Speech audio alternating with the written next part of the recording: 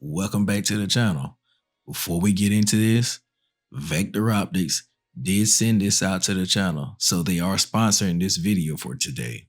Now let's get into it. Out of the box, the Orion Pro Max feels like a serious contender. Aircraft grade aluminum housing, fog proof, and a waterproof build, and a durable anodized finish to give it its rugged edge. The matte texture cuts glare, and it feels balanced and well balanced at that when mounted. At 100 yards, you get approximately 17.5 feet of sight picture at 6 times, narrowing down to 4.3 at 24x. That's respectable for the magnification range. The transitions are clean, while you do get a little bit of edge distortion on the higher magnification ranges. Now onto the light transmission and the lens quality. The fully coated HD glass does a solid job in both bright and low light conditions. During early morning and late evening sessions, clarity remains impressive. You'll get about 90 to 92% of light transmission, solid for its price range. And there is minimal chromatic aberration on the image, and it is crisp. Now the turrets. The turrets are tactile and audible, and they are consistent. Each click should be a true quarter MOA adjustment. I didn't get to check that all the way, but it sure felt like it. And they returned to zero with no issues after a full rotation. There is no mushiness, and that is great. Definitely a highlight of this optic. You'll appreciate the zero reset feature, especially if you switch shooting distances off it. Now the parallax. Now for the side parallax adjustment. It does range from 10 yards to infinity. It is smooth and accurate.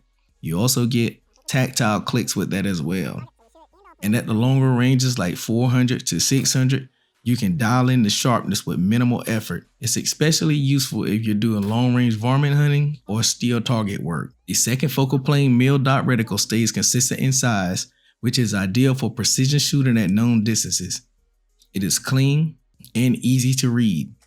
Even at full magnification, the etched reticle does stay illuminated. The second focal plane mil dot reticle stays consistent in size, which is ideal for precision shooting at known distances.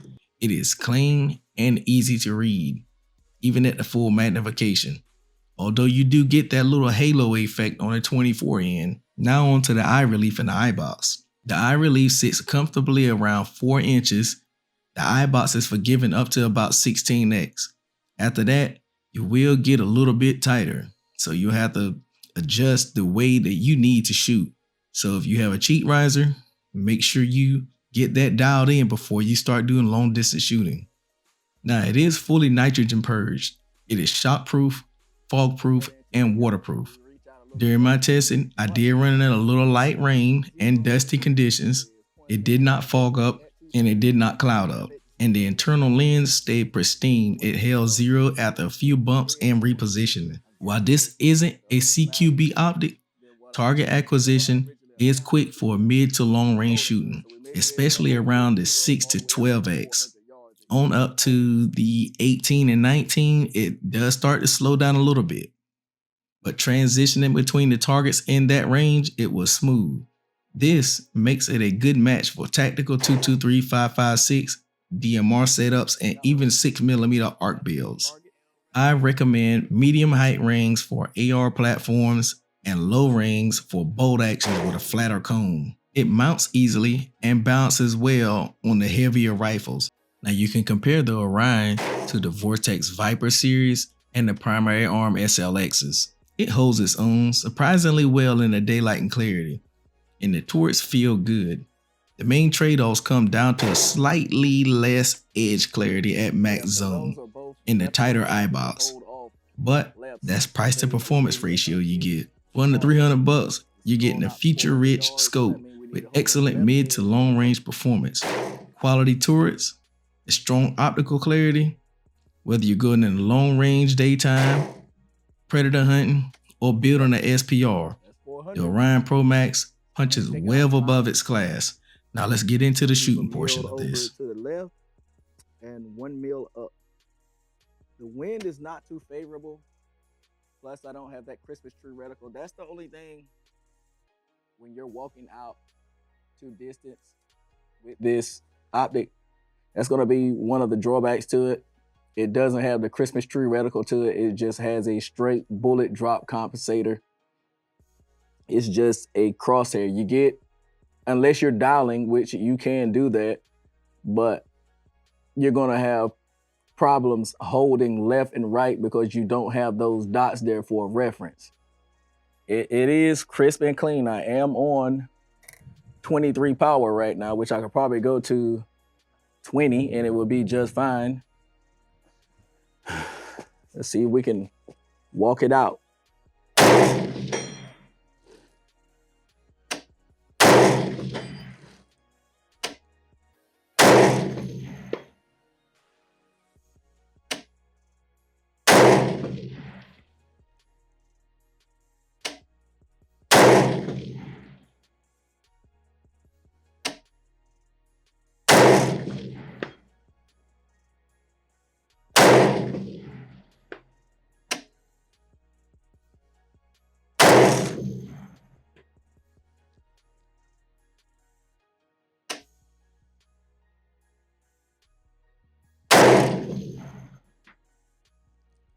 That was the MOA at 400, so I think I may have her dialed in. So now let's try this.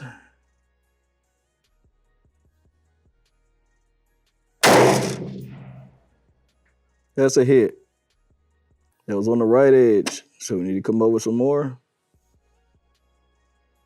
There's another hit on the right edge. Let's come over another half a mil.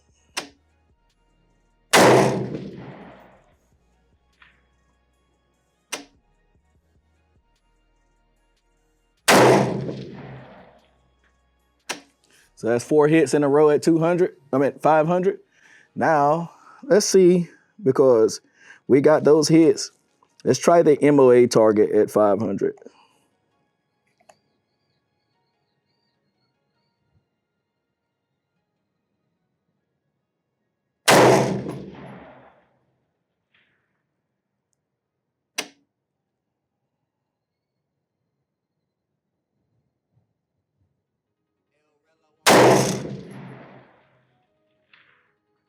That's a connect.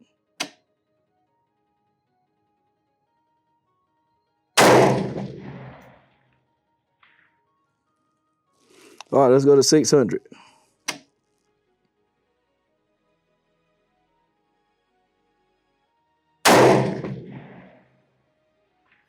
That is a connect. Right shoulder.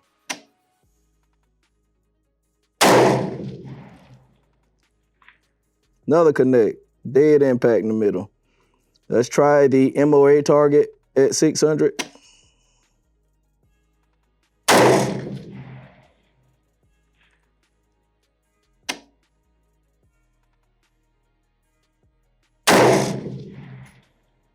It's a little low and right. Come up some.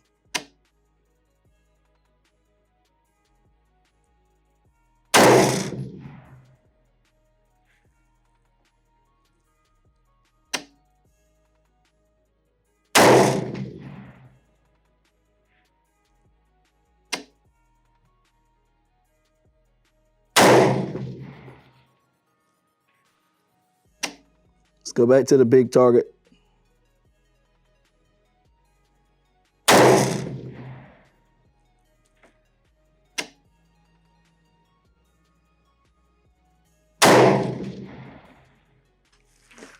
Okay, so I'm pretty happy with that performance. This is a sub $300 setup for this op. All the way out to 300, I'm dead on with the crosshairs. At 400, I go to 1, 500, 2, 600, 3. I just have to hold off a what? Some people don't know the terminology, so I just say a hash and a half. It's a mil and a half due to the wind.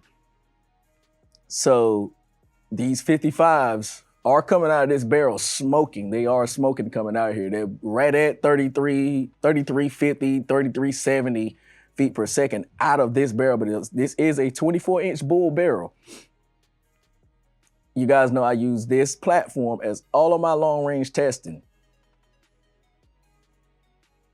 The wind is just taking these 55 grains and it's doing whatever it wants to with them. It's hard to calculate out to distance with that. I zero with the 55, so that's what I'm just staying with, is the 55 grains.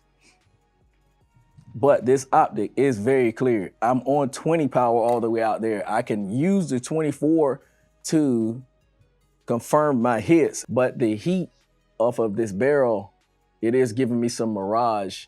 So like I've explained before, with this scope, it is giving me sort of like a auto adjust. I don't know if it's from the heat from the barrel, but it's like it's trying to auto focus whenever I do too many rounds, which that's acceptable. That's what's going to happen because so many rounds coming off of it and the heat wave is just obscuring the view.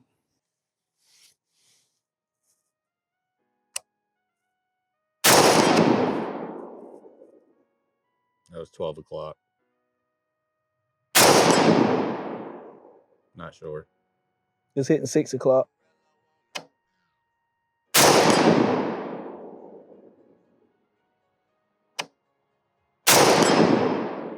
All right, so let's go up to the high end, see what she looks like. Ooh, that hurt. Yeah, so now it's a little halo-y.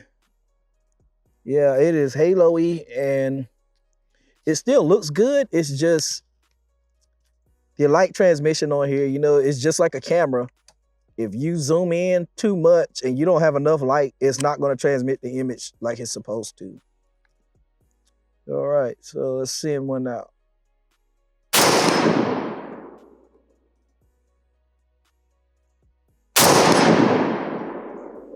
Like just because these lights are shining on us, it does not show. Like, should I turn off the lights real quick so that they get an appreciation? Yeah, so you like just sit right here. I'll turn them off. Okay. Yeah, so you're going to see the real thing now. There'll be a switch on the left side at the bottom. Yep, keep going, keep going. There you go. So that light is out of the equation. Like, it's dark out here. Don't let these cameras fool you. It's that dark. Maybe a little darker because I have the lens wide open there, and wide open there, and wide open here.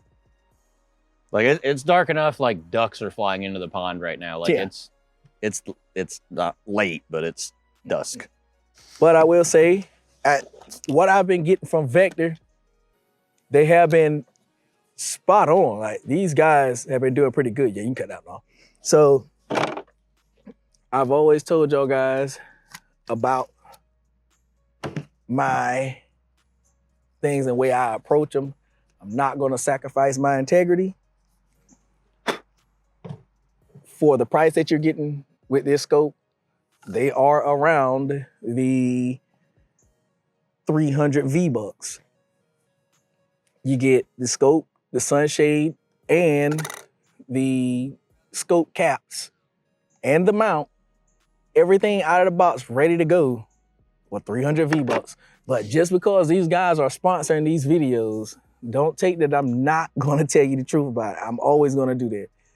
I know it's not gonna burn a bridge with them because I'm T and Eing all of this stuff for them. I'm testing and evaluating it. So if there's any problems with it, I will report it back to them.